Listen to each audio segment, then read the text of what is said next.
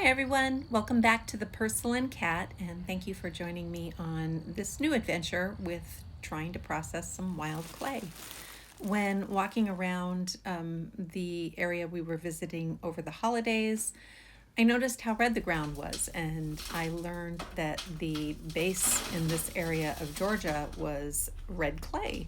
So I harvested some, brought it home, and thought I would make an attempt to uh, process it and see if I would be able to use it in some future projects.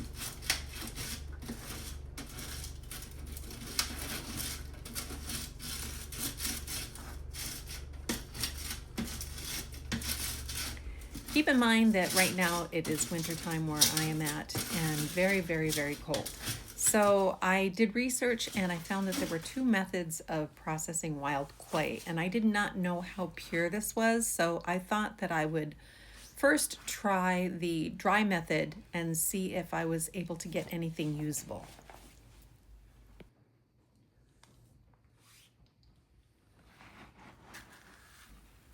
The dry method involves sifting the clay through several screens. This first level was through 2 mm screen, and then I went back and sifted it through a 1 mm screen. Now, several of the videos that I saw also had them using a grinder with the clay, but that's not something I had, so I wanted to try this method first and see if the clay was pure enough to use the dry method without using a grinder.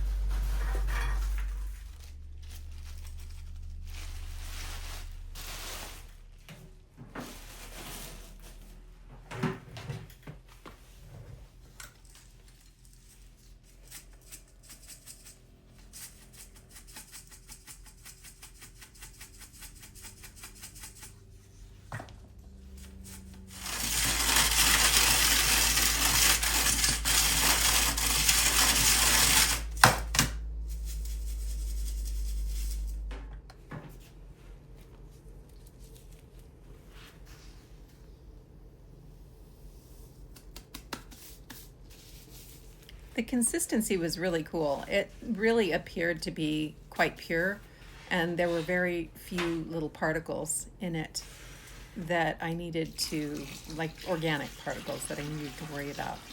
So I added the water in hopes that the dry method would be the fastest way for me to get to a usable clay.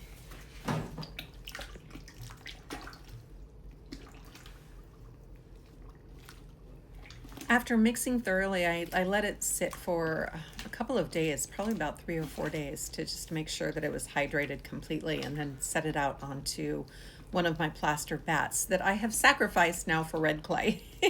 Everything this red clay touches stains, which is why I'm working in a small area on a wipeable mat in my studio, because splashing and the staining of the red clay is pretty intense. But at this point, I realized that even though there was very little organic matter in the clay, there was still something very, very gritty. I'm not sure if it's crushed quartz or if it's sand, but it was enough to where just using the dry method didn't provide me with a usable type of clay. Now, I may have been able to repair it by adding a ball clay, but I'm trying to see how pure I can get this and then work backwards into some temper. So we had a new plan. We were going to try the wet method of processing. So I collected all that clay that was on the vat and started adding the water. I also purchased a couple of nut milk bags that I could use as strainers. And I'm just testing with this process a small amount because there's too much clay for me to process it inside at this point.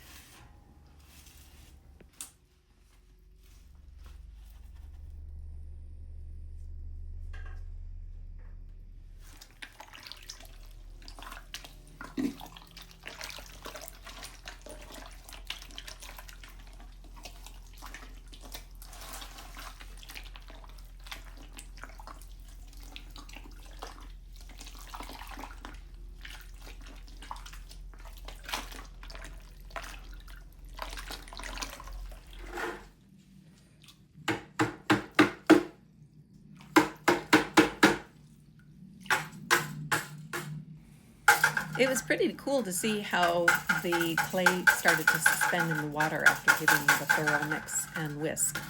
And I know I should add more water at this point to really allow those heavier particles to drop down and suspend that clay in the water. But I wanted to just try and see if this method was going to work, or at least give me something that was smoother, that I could start adding temper to and make, get it more plastic and make it into a workable clay.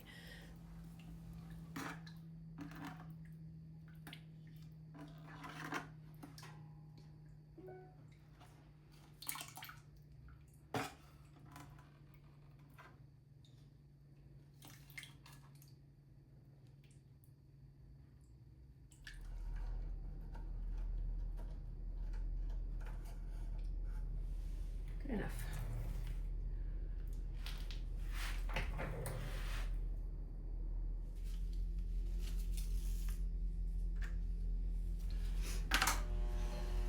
After 3 days, I wanted to check the two bags. There was quite a difference in the two. The first bag that I'm opening now was the bag that I filled with the clay water when there was a lot of water on the surface. And then as I was getting closer down to the bottom where there was more sediment, that's what the second bag contained. So there was definitely a big difference in consistency. But I could tell immediately how much smoother the clay was, and this first bag was not very gritty at all. The second bag was a little bit more gritty.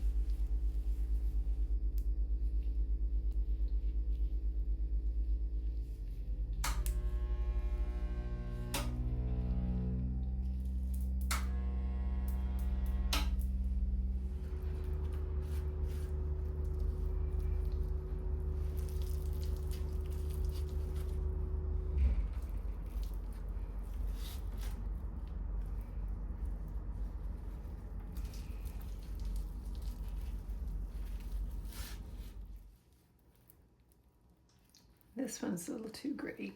I'm not sure how that'll work, but we shall see. This was still experimental stages, so I did combine the contents of both bags onto the bat.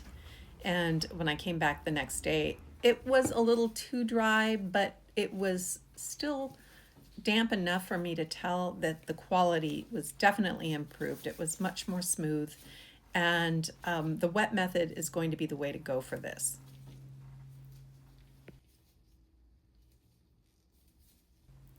Because I currently have negative double digits where I'm at right now, and we've got quite a bit of snow on the ground, I am going to put a pause on my raw clay process until spring, when it's much warmer and I can do the process outside, get more clay suspended in more water, and then I can use the drip method to really get the moisture out. So we're on pause until spring of 2026, and I hope you will like and subscribe and join me when I continue the adventure a little bit later in the year. Take care, thank you so much, and hope to see y'all soon. Bye.